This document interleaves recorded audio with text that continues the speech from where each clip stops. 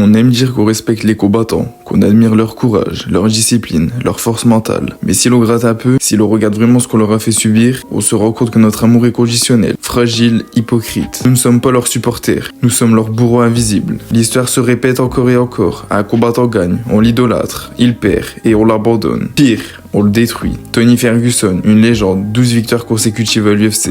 Un style unique, l'un des plus dangereux lightweight de l'histoire. On réclamait son combat contre Khabib comme un rêve d'or. On faisait des montages, des chansons, des hommages. Et puis les défaites sont venues. Contre Gaethje, Oliveira, Dariush, Chandler, Bobby Green, Paddy Pimblett. Ce n'est pas un combattant lambda qui perd, c'est une icône. Un homme qui a versé son sang pour le public. Mais que voit-on aujourd'hui? Des tweets moqueurs, des mèmes, des montages humiliants, il doit prendre sa retraite, lancé comme des gifles. Il n'a pas changé, Tony c'est toujours lui. Mais nous avons changé. Parce qu'il n'est plus invincible. Parce qu'on ne supporte pas la chute des héros qu'on a fabriqués. Saladin Parnasse, un monstre de talent, champion featherweight et lightweight au KSW. Une technique de haut niveau, un style léché, intelligent, élégant. Mais voilà, il ne signe pas à l'UFC. Et immédiatement les fans changeront de ton. Il a peur, il évite les vrais défis. Tant qu'il n'est pas à l'UFC, ça ne vaut rien. Mais sait-on ce que Saladin gagne? Sait-on comment il est traité? Au KSW, il est respecté, payé, valorisé. Et il bâtit une carrière à long terme. Il fait des choix intelligents. Mais pour les fans, c'est un traître au rêve américain. La vérité, c'est qu'on veut des gladiateurs, peu importe leur santé, peu importe leur vie. On veut les voir à l'UFC. Même s'ils y sont mal payés, même s'ils y sont broyés, même s'ils disparaissent après 2 défaites. Parce que pour nous, tout ce qui ne brille pas à l'UFC n'existe pas. Francis Ngannou est l'un des plus grands polleurs de l'histoire. KO sur Overeem, KO sur Miocic, champion UFC. Et pourtant il a dit non. Non à un contrat qu'il sous-estimait. Non à la soumission silencieuse. Il a quitté l'UFC, signé avec le PFL. Il a boxé contre Tyson Fury et Anthony Joshua. Et il a fait vaciller le monde. Ce n'était pas une blague, ce n'était pas une farce. Francis a prouvé qu'un combattant pouvait être libre. Et pourtant, que voit-on dans les commentaires? Il a fui John Jones,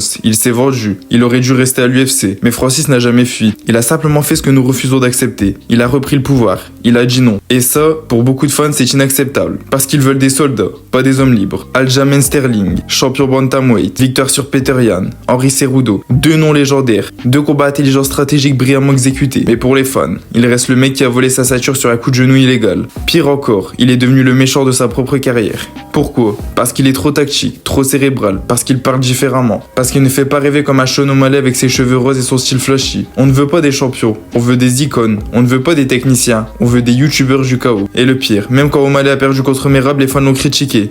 Parce que les fans n'aiment pas les hommes, ils aiment les mirages. Kevin Lee, premier titre, jeune, talentueux, complet. On l'annonçait comme le futur roi des lightweight. Il battait Chiesa, il faisait peur à tout le monde. Une défaite contre Ferguson, puis quelques erreurs, et tout c'est faux. Plus de soutien. Plus d'espoir, juste du sarcasme. Même chose pour Darren Till, adoré au début, puis haï, puis moqué, puis oublié. Paulo Costa, même traitement. Les fans créent des monstres, puis les détruisent dès qu'ils montrent une faille. On les regarde tomber sans jamais se demander ce qu'on a projeté sur eux. Derrière chaque combattant qui reçoit des insultes, il y a une personne. Derrière chaque tweet moqueur, il y a un homme ou une femme qui doute, qui souffre, qui saigne pour nourrir sa famille. Ils montent dans la cage seuls. Ils prennent des coups devant des millions de spectateurs et dès qu'ils tombent, on détourne le regard. Pire, on rit. Mais après la défaite, il n'y a plus personne. Aucun fan, aucun journaliste, juste le vide, le silence et l'humiliation. Certains abandonnent, certains sombrent dans la dépression, certains se blessent mentalement pour toujours, d'autres n'ont même pas la force de revenir. Le MMA est un sport inhumain, et ce qui le rend cruel, ce n'est pas seulement la cage, c'est nous. Peut-être qu'il est temps qu'on arrête. Arrêtez de juger ceux qui se battent pendant qu'on est assis, arrêtez de moquer ceux qui tombent après avoir tout donné, arrêtez de créer des idoles pour les crucifier ensuite. Et surtout, arrêtons de croire qu'on les soutient. Si notre respect dépend d'une victoire, alors ce n'est pas du respect. Un combattant ne nous doit rien, pas le show, pas le chaos, pas la ceinture. Il nous donne déjà tout ce qu'il a, à nous apprendre à donner quelque chose en retour. Le silence, parfois,